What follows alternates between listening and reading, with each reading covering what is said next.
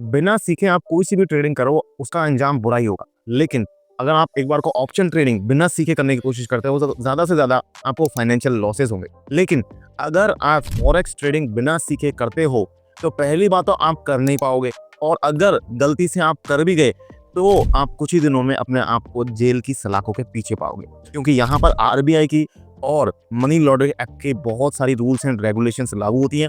इसलिए आज का वीडियो आपके लिए बहुत इंपॉर्टेंट है। अगर आप फॉरेक्स ट्रेडिंग सीखना चाहते हो, बिगिनर हो, स्टार्ट करना चाहते हो, तो मैं आपको बताऊंगा कि लीगल फ्रेमवर्क क्या है फॉरेक्स ट्रेडिंग करने का इंडिया के अंदर। तो अगर आप भी लीगली फॉरेक्स ट्रेडिंग सीखना चाहते हैं तो ये वीडियो आपके लिए। वीडियो को स्टार्ट करते हैं गाइस, मेरा नाम है विकास मीना, आप देख रहे हैं डीमैट डाइव। तो गाइस वीडियो के अंदर हम सबसे पहले ब्रोकर्स के बारे में बात करेंगे, उसके बाद कौन सी लीगल करेंसी पेयर्स हैं उसके बारे में बात करेंगे, उसके बाद आरबीआई की और मनी लॉन्ड्रिंग एक्ट की क्या रेगुलेशंस है उसके बारे में बात करेंगे। फिर हम जानेंगे कि लीगल वे में कौन कौन इंडिया के अंदर फॉरेक्स ट्रेडिंग कर सकता है, और लास्ट में जानेंगे कि कैसे आप फॉरेक्स ट्रेडिंग कर पाओगे प्रैक्टिकली। तो सबसे पहले ब्रोकर्स की बात करते हैं। लीगल ब्रोकर्स इंडिया के अंदर कौन कौन से। देखिए, बहुत से लोग आउटसाइड जो बाहर के जो ब्रोकर्स हैं उनके अंदर ट्रेडिंग कर लेते हैं, जो कि इंडिया के अंदर बैन है। अगर आप ट्रेडिंग करना चाहते हो लीगली फॉरेक्स के अंदर तो आपको सेबी रजिस्टर्ड ब्रोकर के थ्रू ही ट्रेड लेना होगा, जो कि इंडियन एक्सचेंजेस पे ही ट्रेड लेता हो। जैसे कि नाम में अगर आपको बताऊं, ज़ीरोधा है, अपस्टॉक्स है, इस तरीके के जो सेबी रजिस्टर्ड ब्रोकर्स हैं, या इसके अलावा आईसीआईसीआई डायरेक्ट है, एचडीएफसी स्काई है। तो बैंकिंग के भी बहुत सारे ब्रोकर्स हैं। इन ब्रोकर्स में से आप किसी एक ब्रोकर को चूज कर सकते हो। मैंने इसके ऊपर ऑलरेडी 2 वीडियोस बना रखे हैं, मैं आपको वीडियो का लिंक एंड स्क्रीन पर दूंगा, ताकि हम वहां से ब्रोकर के बारे में भी अच्छे से रिसर्च कर पाओ। हमारा यहाँ पर फोकस है कि कैसे आपको ट्रेडिंग स्टार्ट करनी है, उसके बारे में हम बात करने वाले हैं। इसके अलावा कुछ ब्रोकर्स ऐसे भी है जैसे कि ग्रो है, एंजल वन है, यहाँ पर आपको करेंसी ट्रेडिंग की फैसिलिटी अभी नहीं मिल रही है। तो टॉप ब्रोकर्स में से कौन से ब्रोकर आपको चूज करने हैं वो आपको वीडियो से पता चलेगा। वीडियो को आप जाकर के देख सकते हैं। मेरे कुछ फेवरेट डीमैट अकाउंट्स के लिंक मैं डिस्क्रिप्शन में भी दे दूंगा।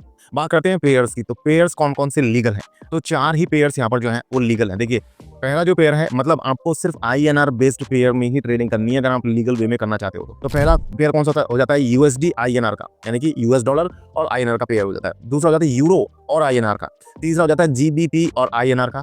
चौथा हो जाता है जेपीवाई, जापानीज येन और आईएनआर का। तो ये 4 पेयर्स ही लीगल हैं। इन 4 पेयर्स के अंदर ही आप लीगली इंडिया के अंदर ट्रेड कर सकते हो, एक सेबी रजिस्टर्ड स्टॉक ब्रोकर के थ्रू। अब यहाँ पर तीसरा जो चीज आता है वो आरबीआई की एलिजिबिलिटी क्राइटेरिया क्या है, ये इंपॉर्टेंट है। तो देखिए, 5 जनवरी 2024 को एक आरबीआई की गाइडलाइन आई थी, जिसमें आरबीआई ने बताया कि आप विदाउट अंडरलाइंग एक्सपोजर के आप फॉरेक्स में ट्रेडिंग नहीं कर सकते हो। इसका मतलब क्या है कि अंडरलाइंग एसेट, अंडरलाइंग एक्सपोजर का मतलब क्या है। तो एग्जांपल के लिए मैं अगर आपको ऑप्शंस ट्रेडिंग से रिलेट करके समझाऊं, तो ऑप्शन ट्रेडिंग में क्या होता है कि हम स्टॉक्स के जो इक्विटी शेयर्स है उनके ऑप्शंस खरीदते हैं।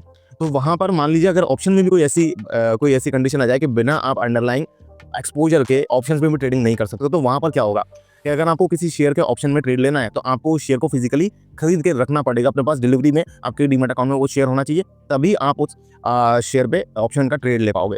एक हाइपोथेटिकल केस बता रहा हूँ, अगर ऑप्शन में इस तरीके की कंडीशन आ जाए तो ऐसा होगा। अब फॉरेक्स में इस तरीके की कंडीशन आ चुकी है, उसका मतलब क्या है, उसका मतलब ये है कि आपका ग्लोबल इन करेंसी पेयर्स में कोई एक्सपोजर होना चाहिए। तो अब इसको देखते हुए कौन इंडिया के अंदर ट्रेडिंग कर सकता है फॉरेक्स के अंदर लीगली, ये एक बड़ा सवाल आता है। तो इंडिया के अंदर कौन फॉरेक्स में लीगली ट्रेड कर सकता है। तो देखिए, इसमें 3 तरीके के लोग ट्रेड कर सकते हैं। पहला तो है जो बिजनेसमैन है, जो इंपोर्ट एक्सपोर्ट करते हैं, चाहे वो गुड्स हैं चाहे सर्विसेज हैं, जिनका मतलब आईएनआर के साथ दूसरी करेंसीज में ट्रेडिंग होती है, मतलब बिजनेस होता है। जैसे कि कोई बंदा है, कोई एक्सपोर्टर है, मान लीजिए उसने कोई सामान एक्सपोर्ट किया, उसका पैसा आना है डॉलर्स में, या इन 4 करेंसी पेयर्स में से किसी दूसरी करेंसी में पैसा आना है, या किसी ने माल मंगवाया है बाहर से, उसको पेमेंट करनी है दूसरी करेंसी के अंदर, तो वो कर सकता है, बिजनेसमैन हो गए। दूसरा हो गया प्रोफेशनल्स, जैसे कोई आर्किटेक्ट है, मान लीजिए वो बाहर की किसी कंट्री में कोई बाहर के क्लाइंट के लिए कोई डिजाइन बना रहा है, कोई नक्शे वगैरह तैयार कर रहा है और उसको बाहर से पेमेंट आनी है, तो वो भी फॉरेक्स ट्रेडिंग कर सकता है लीगली। इसके अलावा हम जैसे लोग रिटेल हम लोग कर सकते हैं। तो मान लीजिए हमें किसी अपने बच्चों की कोई फीस वगैरह देनी, या आप बाहर से कोई कमाई करते हो, कोई किसी दूसरी करेंसी में आप कोई कमाई कर रहे हो, या हमको मान लीजिए एग्जांपल के लिए किसी बच्चे की फीस पे करनी है, तो उस टाइम पे आपका भी वहाँ पर एक्सपोजर बन जाता है, और इसका एक डिक्लेरेशन आपको देना पड़ता है। डिक्लेरेशन कैसे देना है, कैसे ट्रेड करना है, अभी मैं आपको बताऊंगा। बट पहले यहाँ पर सवाल ये आता है कि क्यों बिना अंडरलाइंग एक्सपोजर के हमें ट्रेड नहीं करने दिया जा रहा है, और अंडरलाइंग एक्सपोजर जिनका है उन्हें क्यों ट्रेड करने दिया जा रहा है। तो देखिए, इसके पीछे आरबीआई का क्लियर कट गाइडलाइन ये है कि हम स्पेक्युलेटिव ट्रेडिंग जो है वो कम करना चाहते हैं। स्पेक्युलेटिव ट्रेडिंग मतलब तुक्केबाजी नहीं होनी चाहिए करेंसी के ऊपर, ऑथेंटिक काम होना चाहिए। अब इन बंदों को, इन प्रोफेशनल्स को क्यों ये छूट दे रखी है, इसके बारे में जानते हैं। तो देखिए, मान लीजिए कि आपको किसी अपने बच्चे की ट्यूशन फी पे करनी है, कोई स्कूल फी पे करनी है, और वो 1 महीने बाद आपको देनी है। आज की डेट में एग्जांपल के लिए डॉलर का प्राइस चल रहा है ₹90, लेकिन 1 महीने बाद आपको लग रहा है कि डॉलर का प्राइस बढ़ करके $100 हो जाएगा, ₹100 हो जाएगा $1 का प्राइस। तो अब आप अगर आज पेमेंट करते हो तो आपका फायदा है, अगर आप 1 महीने बाद पेमेंट करोगे डॉलर्स में तो आपको $1 पे ₹10 का लॉस होने वाला है। तो इसको हेज करने के लिए, इस लॉस को बैलेंस करने के लिए आप क्या कर सकते हो, आप डेरिवेटिव्स में, करेंसी के डेरिवेटिव्स में ट्रेडिंग कर सकते हो। तो आप क्या करोगे, एग्जांपल के लिए बता रहा हूँ कि आप क्या करोगे, आप कॉल ऑप्शन ले लोगे यूएसडी का।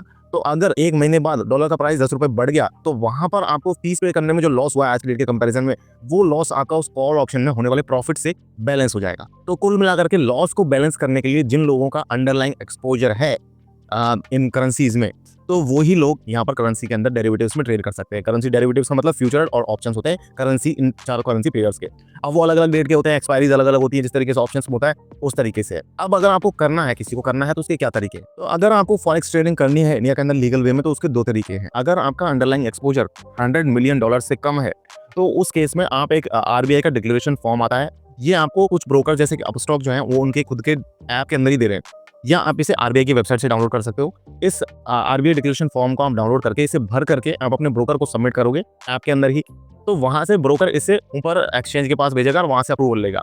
अगर आपका exposure, underlying exposure forex currencies में $100 मिलियन से ज्यादा का है, तो उस केस में आपको एक प्रोफेशनल बंदे को हायर करना पड़ेगा, जिसे ऑथराइज पर्सन कहते हैं, ऑथराइज डीलर कहते हैं, या कस्टोडियन कहते हैं। वो आपके लिए प्रॉपर डॉक्यूमेंटेशन तैयार करेगा। उन डॉक्यूमेंट्स को आपको ब्रोकर को सबमिट करना है, ब्रोकर से बात करनी है फर्दर क्या स्टेप्स रहेंगे। इन डॉक्यूमेंट्स के बेसिस पर एक्सचेंज से वो ब्रोकर आपके लिए परमिशन लेगा और फिर उसके बाद आपके अकाउंट के अंदर करेंसी ट्रेडिंग को इनेबल करेगा।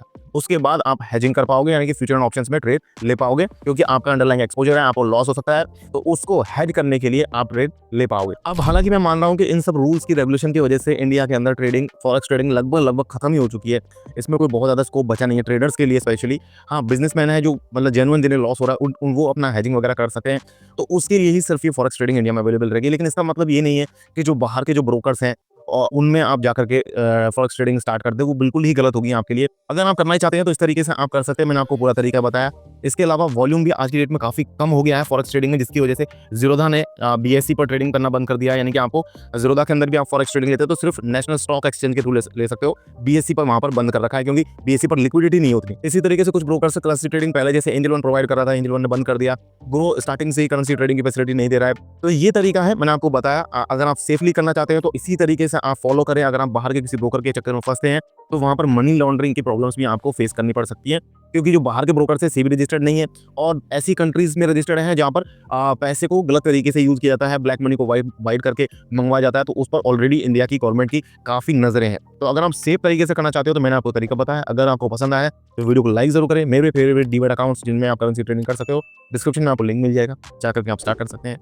वीडियो को पसंद आया लाइक करें, चैनल को सब्सक्राइब करें इस तरह लगातार वीडियोस देखने के लिए। मैं मिलूंगा नेक्स्ट वीडियो में गाइस, तब तक के लिए मुझे दीजिए इजाजत। जय हिंद, जय भारत।